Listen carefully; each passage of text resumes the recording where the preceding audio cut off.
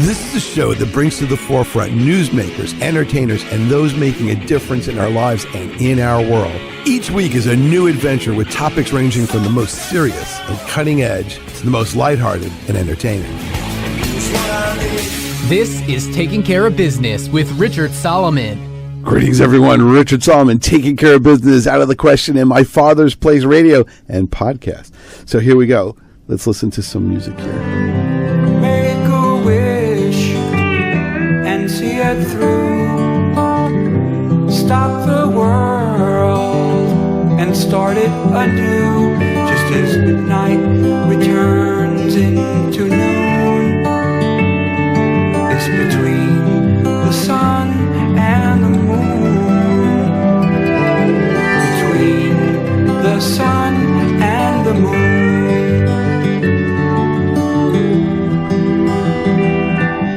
You are listening to track 7, Between the Sun and the Moon. The album is called The Stollers, and I happen to have Les Stoller and Joe Refano from The Stollers. So, hey, welcome to Taking Care of Business, Out of the Question, My Father's Place Radio and podcast. Hey there, Rich.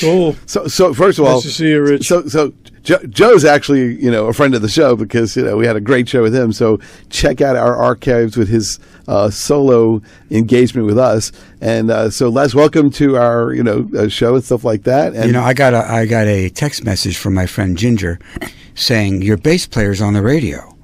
So I go, what? What are they? So I put it on my car, and so I actually heard that great interview you guys did. Thank you very much. We love to get into the nitty gritty. Mm-hmm. So let's talk about your band. All right. So so the band is you, your brother, and it began with my brother and me, and I guess when he was about 6 and I was about 9, and when we started playing together. But more recently, yes, it's Brad and me and Joe Refano over here to my right on bass, and Shawn Murray, who is a well-known Long Island drummer on drums. Okay. And so I'm holding Stationary Sun. Yes. Is this the current album? Stationary Sun is the current album. Okay. Yes. So is this what you played at My Father's Place when you played in August? Some of the songs. Yeah. Well, there's an overlap between the album and our current set. Okay. We're doing a lot of newer songs. Okay. And a lot of older songs, and we're doing a number of Joe's songs, which are not on that record. All right. So that means you just got to be seen live now. Yeah. Even though this is sort of the My Father's Place podcast radio show, you play all over. I've seen you Orleans Grocery, Mercury Lounge, Desmond's. Right. Where else you guys play? We're the Bitter End, the Parkside Lounge. We played a place called Fat Mama, and that was fun. Is that New York? Yeah. Okay. The Delancey. Okay. Yeah, Delancey too. That's a great place, right under the bridge. Oh wow! Yeah, and then you can go to Katz's Deli right after. Some of us did. Yeah. We split up. There are priorities. Yeah, really. So okay, so going back to when you were 6 and 9, what prompted you to actually become musical brothers? Well, the family, first of all, we come from a musical family. Our dad was a classical music enthusiast and a jazz enthusiast. So we just, from the very moment we were walking around, being carried around, we were hearing Beethoven and Bach and Miles Davis and all kinds of wonderful music was just in our ears. And then we had an older brother and older sister who were into 50s rock and roll and blues and rock and roll in general. Bob Dylan. And then something very interesting happened. I think everyone has a moment when you're a child, like a kid, and then something happens when all of a sudden you're more social. Like maybe you get interested in girls or boys, or you realize there's a party going on there, and it's a new era in your life. That era, and Joe may relate to this too, that era was simultaneous to the day of the Beatles. Okay. So the Beatles came out. It was not just that this band from England showed up. All of a sudden, our whole youth was initiated. Was your raison Yeah, d'etre? It was a raison d'etre. It was like crystallized. You know, it's funny because that's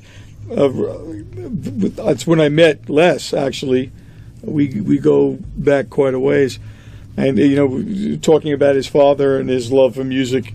I always remember that he had the most amazing stereo system in the neighborhood.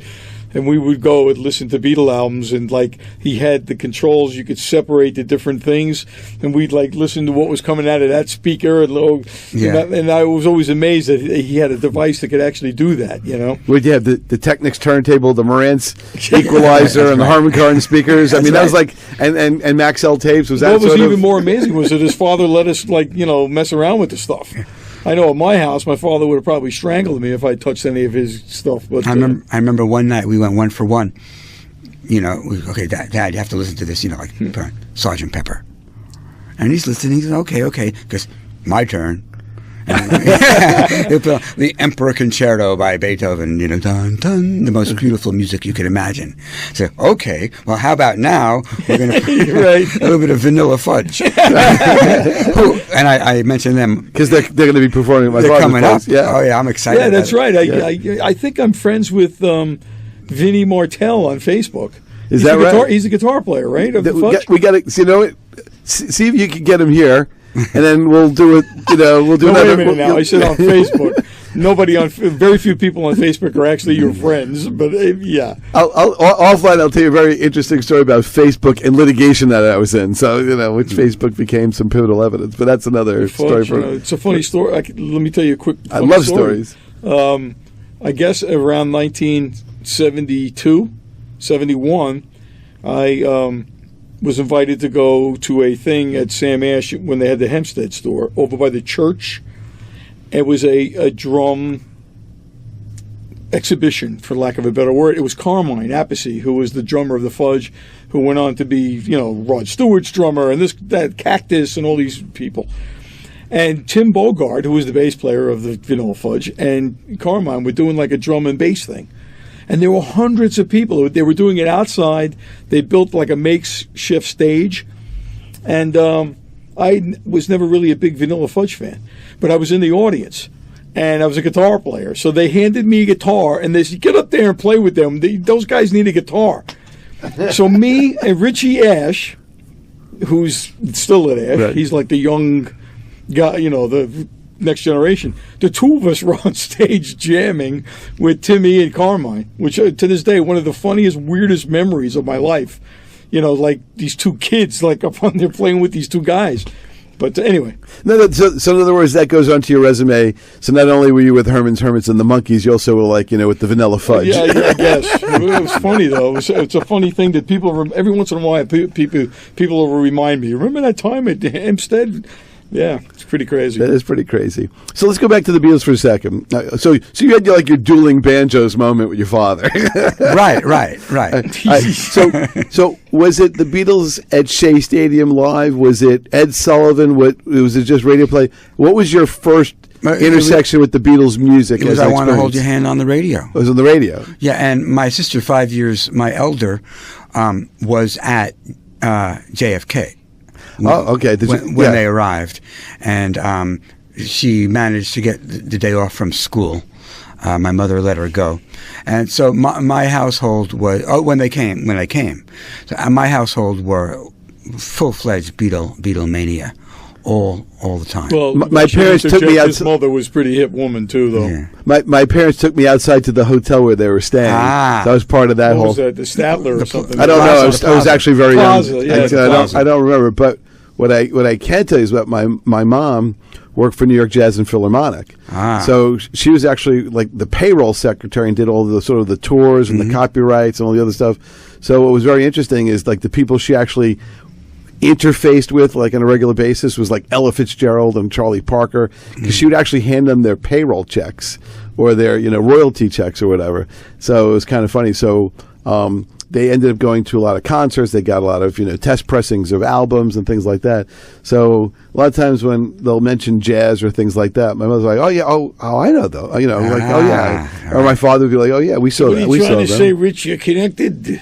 Well, never right. That's a nice feeling. that there's some connection to it back there. You know. And I do remember listening to those early Beatle records on the little radio, plug-in radio on the kitchen counter. So Joe was actually at Shea Stadium. Did you ever see them live? No. Because he actually saw Hendrix, the Monkees, and the Beatles live. I thought that was just an incredible, No, well, I was into concerts. I mean, I went to a lot of shows with friends. I saw anybody that was, with the exception of Led Zeppelin and the Rolling Stones, I saw probably every major act of the '60s: Moby Grape, Cream, Doors, Eric Clapton, and various iterations. Yeah, the Allman Brothers, Poco. Saw them all. Well, you can see Crosby, Stills, and Nash. You can see Richie Furay to this day. Actually, it's funny you would say that because Jamie called me up. Jamie is a monster Poco fan and a huge Richie Furay fan. So am I. I mean, from Buffalo Springfield and all of that. He's going tomorrow, right? Yeah, tomorrow at my father's place. Right. All right, kids. So get your. Actually, you can't get your tickets because he told me it's already sold out. Well, not only that, but this show is going to be played after the event. So historically, you'll have to just catch the good news is that Richie Furay seems to have repeat performances there. So just go to myfathersplace.com and you'll check it out. Yeah. All right. So in terms of your relationship with the Beatles, did you ever get to see them live? Or I never saw them live. Did you see them at Ed Sullivan? Of course, I saw every. So what was that like for you? And how old were you roughly when you first saw that? Well, what year was it? 64, February. Yeah, so I was 12. And it was so exciting. I try to explain it. You know, my daughter asked me a number of years ago, she goes, I'm trying to understand because you're talking about the Beatles. What were they like? Michael Jackson? Were they like Madonna? Were they like what was it like? Because the way you talk about them makes it seem different. And I said no, it wasn't like they weren't like any artist. They were like a revolution in global communications. They were like the internet. And she said, "Oh." That's a very interesting analogy. Now I get it. Yeah. Right, because it was a revolution in global culture. And no art, Michael Jackson, I could see the immense impact that an artist like he had. But the Beatles was something more fundamental. Well, with all due respect to Michael Jackson, I don't think he played any instruments. At least I never saw him play anything. Well, but he was a writer, and he did what he did. He communicated with his generation. Yeah, I'm talking about the impact that he had. Right. Yeah. But just that Grammy performance dance, it's like it was a global event. Well, the thing is, it's funny. I have interviewed a ton of people, including Denny Lane, who played with Paul McCartney and Wings, and it is. And I've interviewed Kevin Hallett from the BBC, who wrote the whole thing about the Beatles at the BBC. Mm-hmm. And it is truly amazing to talk to a certain generation of musicians, and invariably, all of them talk about how the Beatles had a meteoric impact. It's true. On the way they looked at music, the way they looked at culture, the way they looked at fashion and entertainment. I've had the discussion with my 38-year-old son, and he's a musician too. He gets it sort of, but it's the old saying: you had to be there. Well, that's true. You try to explain it. I said to him, "You don't understand. It wasn't like they were just singers or entertainers. They arrived and changed everything." Right. And he'll say, "Oh, come on, they didn't change everything." Yeah, they did. I said, research it.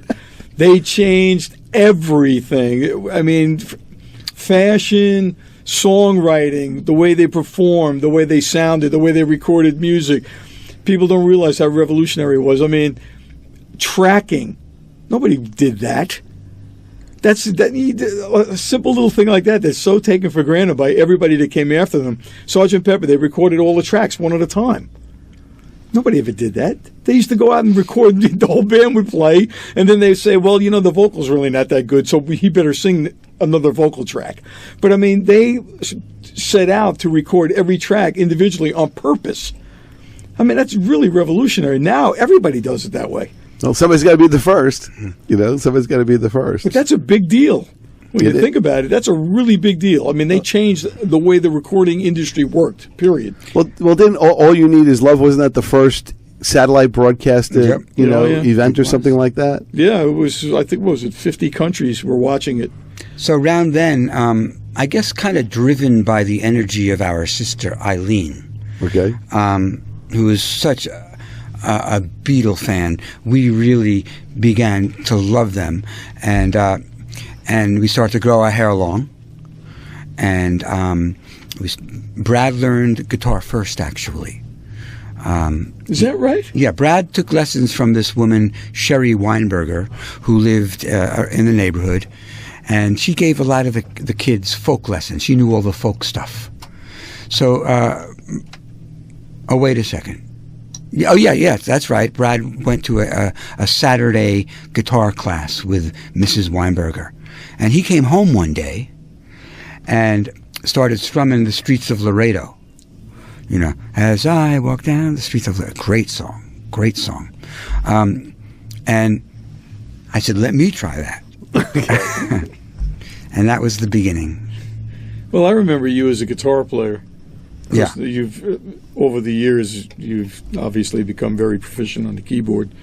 Why, thank you. But when we played together back when we were kids, you were a guitar player. Yeah. I, of course, at the time was the singing drummer. Exactly. So, things evolve. You're getting back to your sister for a moment. Didn't she see Dylan at Forest Hills? His first electric performance?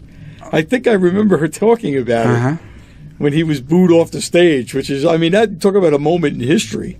That was amazing, She used to go to Greenwich Village, and she would come back and, spread the word to us youngsters. Right. Because she was, 4 or 5 years older than we were. You're 5 years older. Yeah. She was the emissary. We were 14. She was 19, so she was seriously cool. All right, we're going to take a quick break, but into this break, we're going to check out a song called Water Wheel. So here we go. This should be...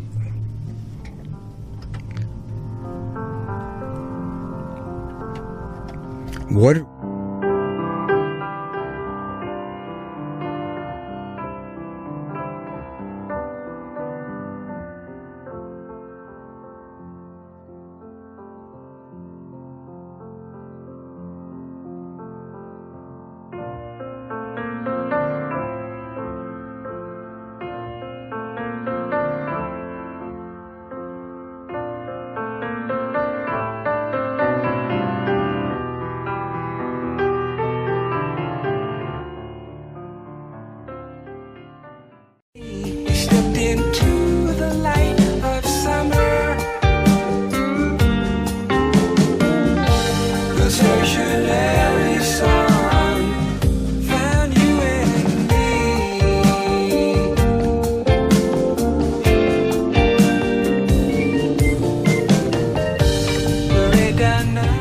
Richard Solomon, welcome back to Taking Care of Business, Out of the Question, My Father's Place Radio and My Father's Place podcast. So if you're just joining us, the StollersMusic.com. That's your destination. That's your musical destination. We are spinning tunes from Stationary Sun. We got Les Stoller, we got Joe Refano, and we're talking about all kinds of things. So, all right, we were talking a little bit before. Let me just fade this out for a second. We were talking a little bit before about musical influences. So let's jump forward in time. So you had the Beatles. What did you buy? What did you listen to? I had some favorite artists. Pretty quickly, I drifted out of the British invasion into more American folk and folk rock.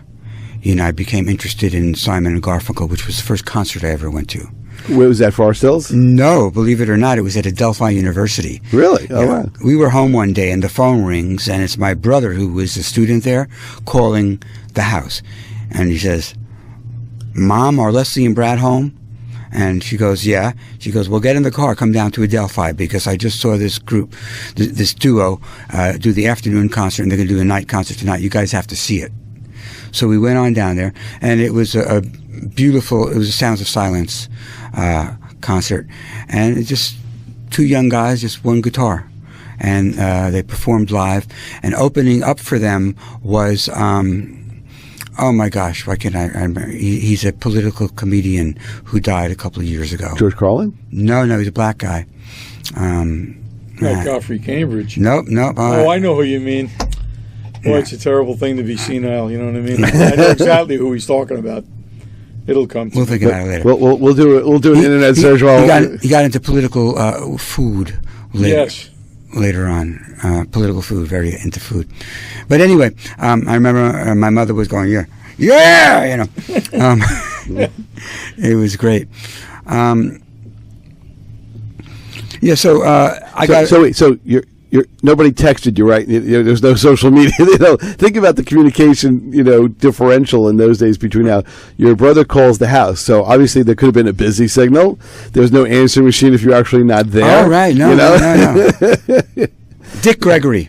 Okay. There you go. Dick Gregory. There you go. I'm glad we got that. Brilliant mind. So did that have any impact on you going to that concert? Without a doubt. Okay. Without a doubt. I related to both of them, Simon and Garfunkel. Paul Simon's guitar playing and his songwriting and even his singing were very appealing to me. He was just so smart and so poetic. And he was from Queens. He's from Queens. And I related to Garfunkel because I kind of felt like I looked like him. I had like the weird afro and the bone structure. So I kind of felt myself like a mixture of these two guys. So they had a big impact on me, actually. I started to write songs soon thereafter. And even though I think I would have to truly call myself most basically a Dylan freak. Okay. Even though I'm completely astonished by the degree and prolificness and depth of a guy like Bob Dylan's catalog. My work in the final analysis is maybe a little bit more like Paul Simon's, maybe he's from that early influence. What is it about Dylan that draws you? Because it's different for everybody. Because there's the acoustic Dylan, there's the protest song Dylan, there's the troubadour Dylan. I mean, there's so many phases. In fact, on WCWP, we have I think it's a show on Monday nights at 9, and it's a Bob Dylan show. Oh, really? Well, yeah. I think George Walsh is the host of that. Yeah, I'll talk about my feelings about Dylan's work in a second. But I have a Dylan show that I do with a guy named David Alterman. We call it Alt Zim. Okay, I saw that on your website. Yeah. I was wondering what that was. Yeah, it's pretty cool. What is it about Dylan? I think there's something about him that's so mysterious. He plays with the Dead. He plays things like Black Diamond Bay and Mozambique, and all these. It's hard to pin him down. He's mysterious. Yeah. He's like he's an end. Is he mysterious? Is that like why he didn't show up for his Nobel Prize on time? You ever heard an interview with him? I mean, they ask him pointed, direct questions because people want to know everything about him, and his answers are in the vapors. Man, it's like I think he at this point in his life he just doesn't really want people to know some of those answers. It's true, and just the artistry of his lyrics, and you can't underestimate his chord changes. Also, he does things that are completely original each time, that are interesting and sophisticated. And then people always used to say, "Lucky he can write songs because he's such a horrible singer." I used to say, and I kind of believe, I used to say it sort of like to say something a little cool. And I don't know how much I believed it, but I do believe it actually, which is, I'm not sure if he didn't sing like that, if people would have listened to his songs. As great as the songs are, they may have been above people's heads if he didn't have such an unusual... You're right.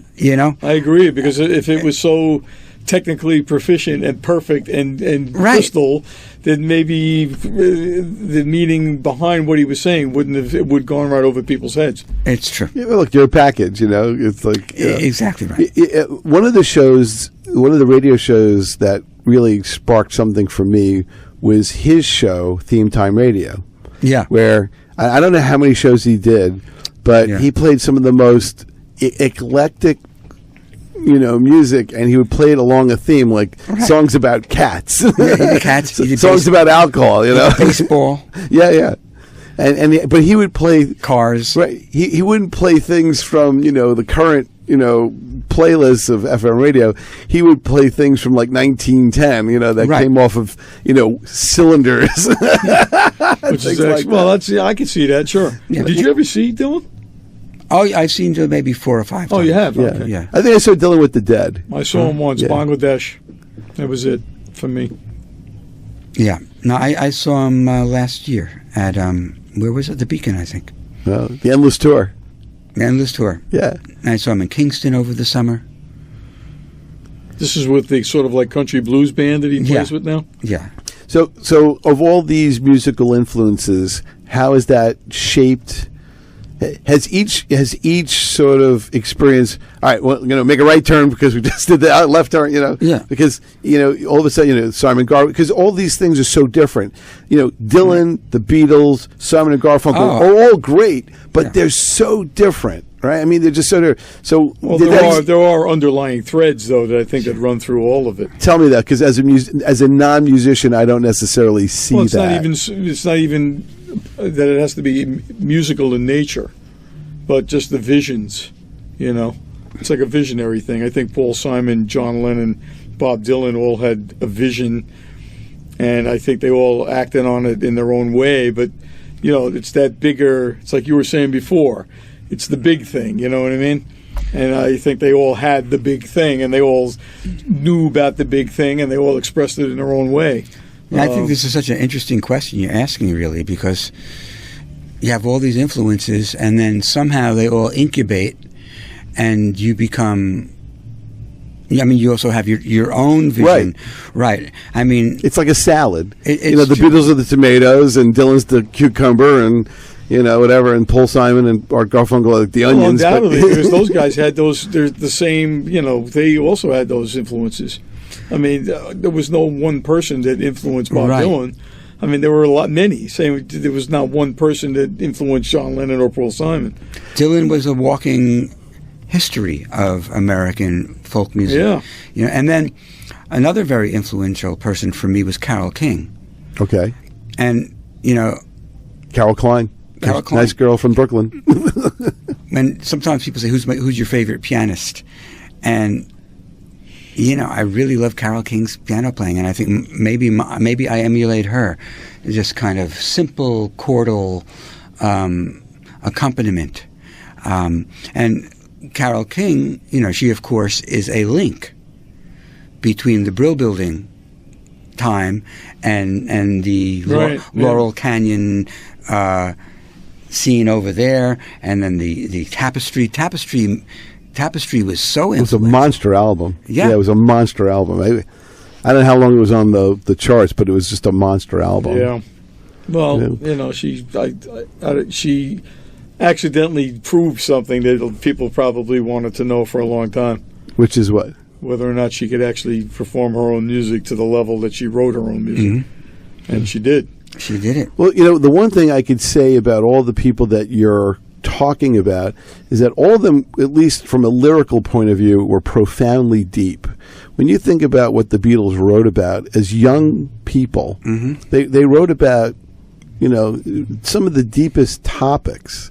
Not just like it was a deep time, for lack of a better word. I mean, the world was changing, and they were responding to their world, and But I don't know that I could have been as deep at my age. No, I don't. Even at their age, it's sort of like when you even songs like Norwegian Wood.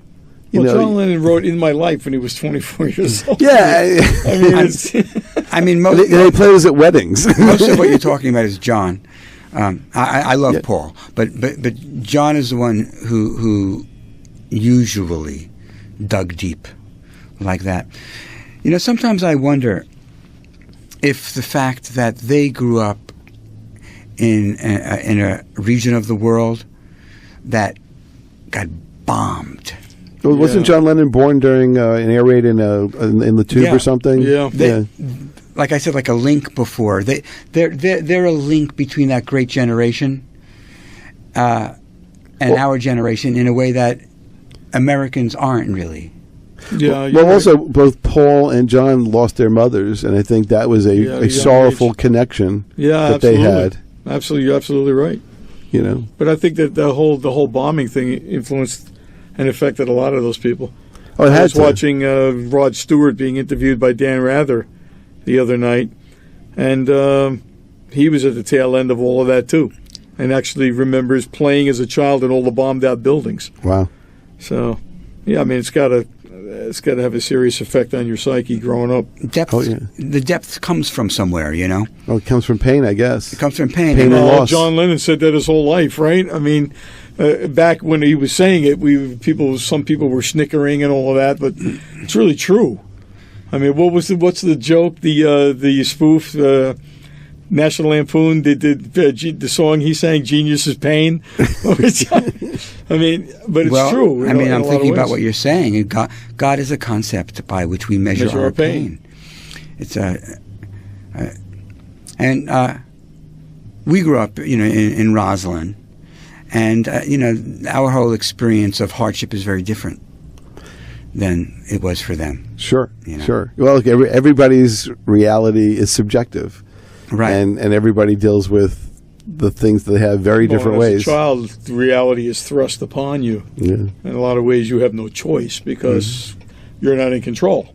Right. And look, you know, whether you have older siblings, I mean, there's so many things that can alter, you know, your life. You know, people who, you know, I remember my cousin Gary was a big Jethro Tull fan. So one of the first albums I ever purchased was War Child.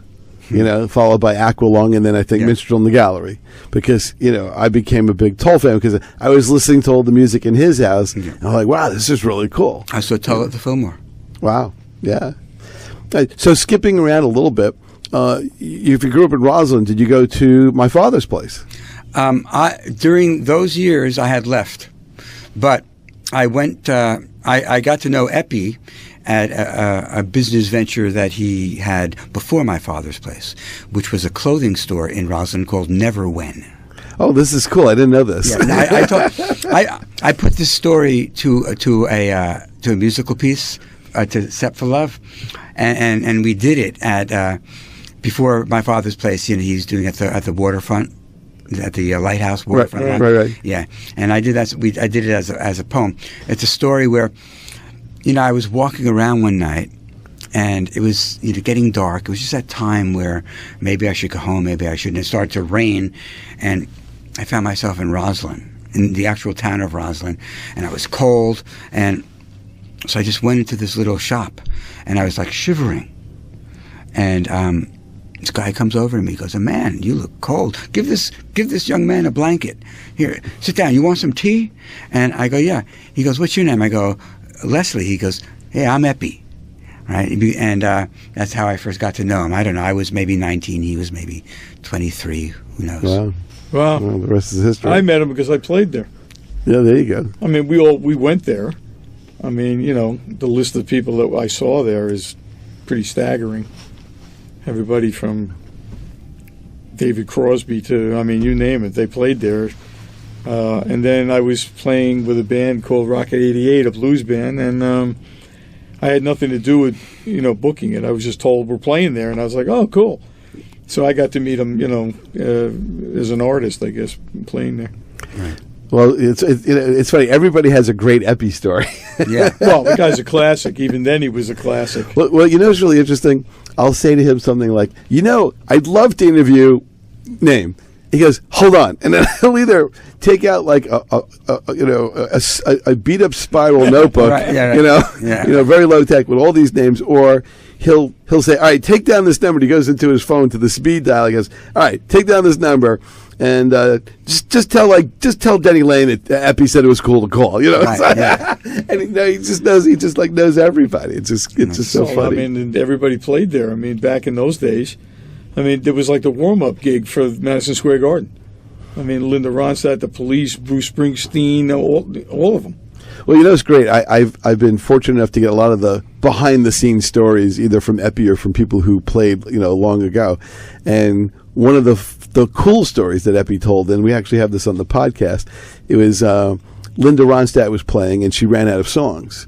And he goes, "All right, you got to play another song." And she's like, "We don't know how to play anything else." So he says, "All right, do you know Heat Wave by Martha Ray and the Vandellas?" And she goes, and he wrote it out, and he said, "I just play this." And she gets up on stage and says something like, "All right, well, this is Epi's idea, and and after this, you got to go." So I'm going to close out with this. If it's good, great. But if not, it's Epi's fault. That became one of her biggest selling records. So on our podcast, I actually have the little segment where actually Epi tells this from personal experience about how this all went down. So some of those stories are really cool. All right, Richard Solomon, Lesley Stoller, Joe Refano, thestollersmusic.com. We'll be back in a minute. Lightning fast radio here. We'll be right back. Keep it locked in.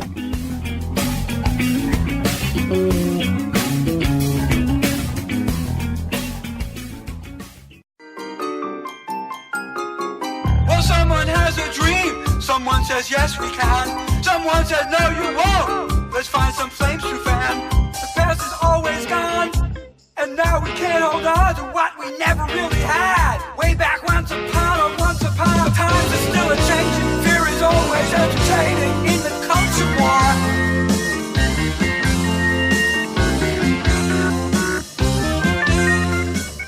Great lyric. All right, that is a song called Culture War. Now, it kind of reminded me a little bit of the Talking Heads, and what is it, the OMCC that people did that song, How Bizarre? It sounded like sort of like a synthesis of that. It's a little wacky. Yeah. Is that like a big departure from your more traditional style of music? Every once in a while, I'll come up with something pretty random, which is outside of my regular style. And yeah, I would have to say that's one of them. Yeah, it originally was written with a different set of lyrics. Okay. Which I guess I'll reveal just between you and me and Joe and all those other and people. Everyone else listening. That it was originally called No Electric Chair. So instead of "It's a culture war," it used to be "No electric chair," right? Which was relevant when I wrote it, because there was a lot of public outcry and concerns about the death penalty. But as time went on, I wanted to bring it back, and it really seemed dated. That particular cause. They haven't used Old Sparky in a long time. Exactly. So I'm That's really what they called it. I know. Well, now they can't even use they're having the states they can't use anything anymore. Nothing works, which is actually a good thing, at least in my opinion. Yeah. Please don't send letters to my home. Thank you. It took a little while for me to figure out what I wanted to transform it into. And really, a lot of what's going on now, I think, could be put under the rubric of culture war. But it's also worldwide. It's not just even here. It's just really everywhere. Culture war between the sun and the moon, and the first song that you played, I think, coming into the show, was Brad's song. Those were the three songs Loredana. Yeah, those are the three tunes that I heard from the CD, and I decided at that point I was going to call Les and say, "Hey, listen, I want to be in this band. Do you have a band?" Right. I don't even think you guys. Well, you were playing, sort of, not really. We did a couple of performances, but we didn't really. The transition from this studio album to playing live, it was a little hairy because the record itself is so meticulously produced. And to try to bring that out onto stage, it would be like it'd be like a tribute band. Yeah, it's not easy. We didn't want to do that. We wanted to start again and do something live. So it turns out that the more time that passes, the more it begins to approximate where we got with the record. That's true too. Yeah. But we didn't want to copy the record that we already produced. I understand that. Yeah. So we all have, everybody brings something to it, you know. Even Brad and Les, even though they, you know, were the genesis of the record and wrote the music and produced it and all that, even just the fact that they're playing it live, every time you play it live, you get another little perspective on something. It's well, you true. know that thing I did on the second verse, you know, I'll keep that. Or, you know, Right. so let's change the ending of the chorus a little bit. And so what's happening now, it's evolving. And because they've got me and Shawn with them, and we, I think, come from a more rock and roll place. It's not to say that I wasn't, you know, influenced by folk rock, because I definitely was and love it.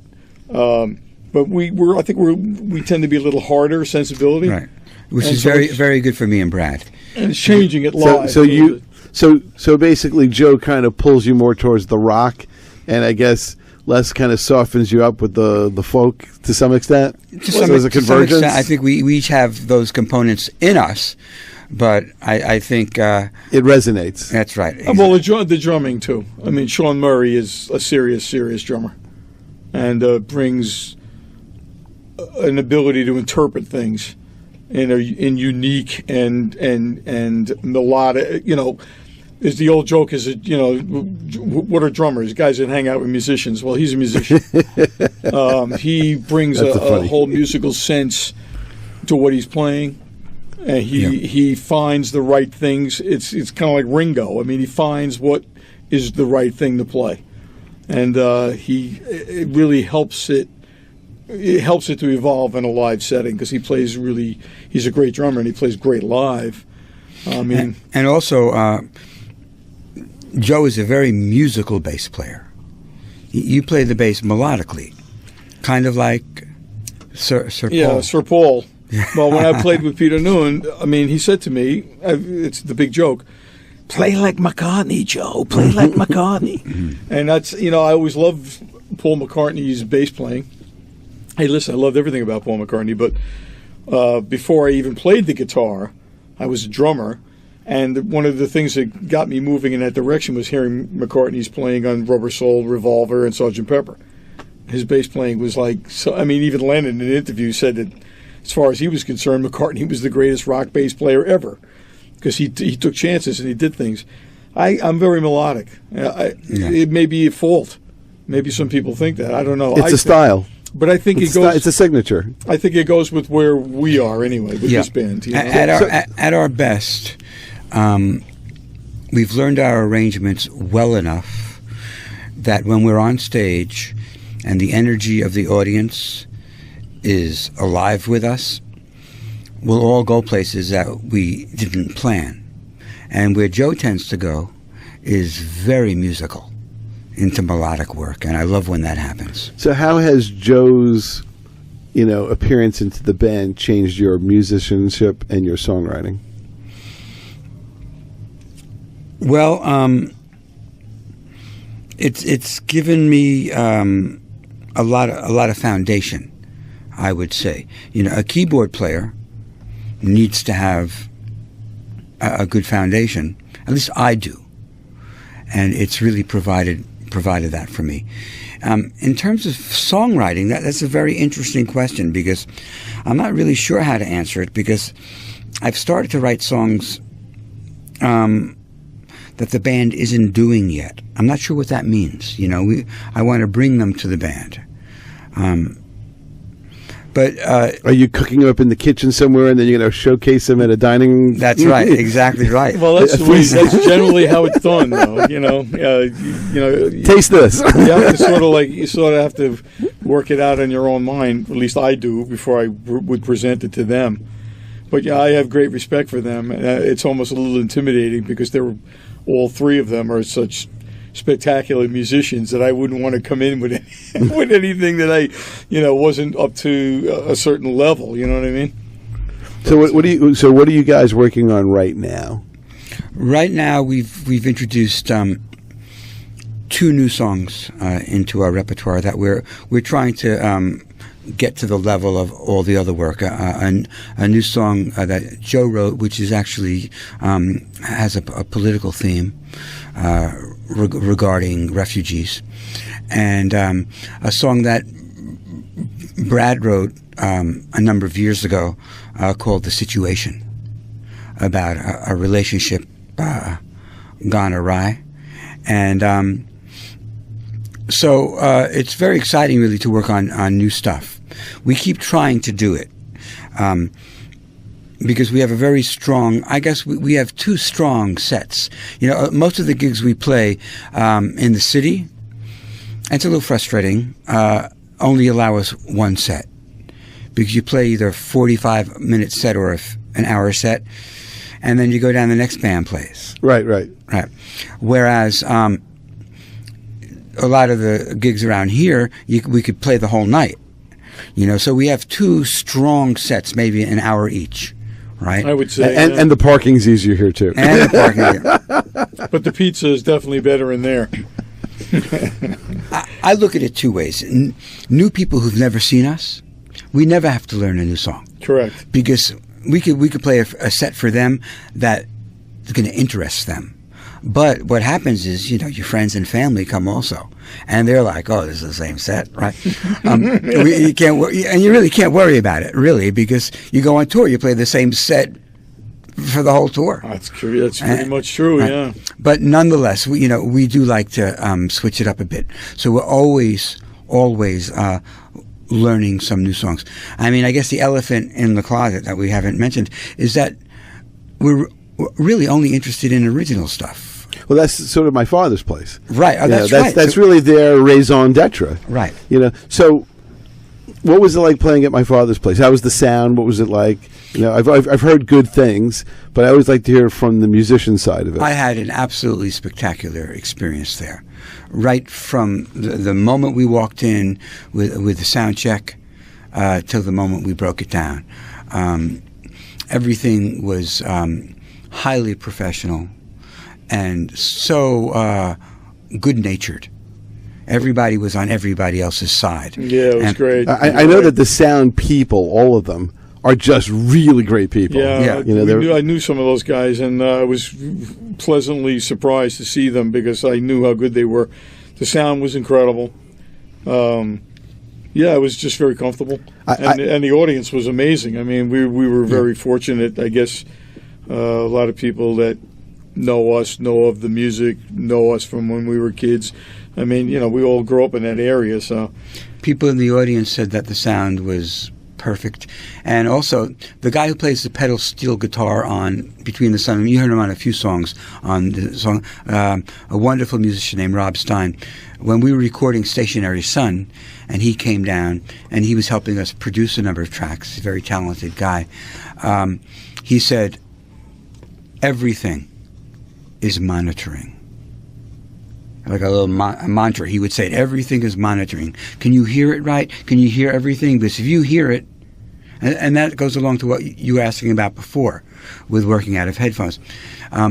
So what I'm getting at is that the monitoring on the stage... Fabulous. And was that Don Gabus? Don Gabus, yeah. Yeah.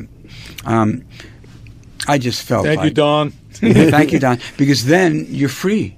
You know how it's supposed to sound. If you can hear it, it sets you free, man. Well, the one thing I could say is I was there during the construction, and I actually saw when Alex put all of the speakers to the test, and then there was a whole thing because basically the sound system is custom to the space. Correct. And then I know that they will actually sit in every single part of the room to hear the projection of the sound. Yeah, that's the way you got to do it. And they listened for everything, whether things bounced off of things, whether things off the floor bounced, reflect up. They did a marvelous job.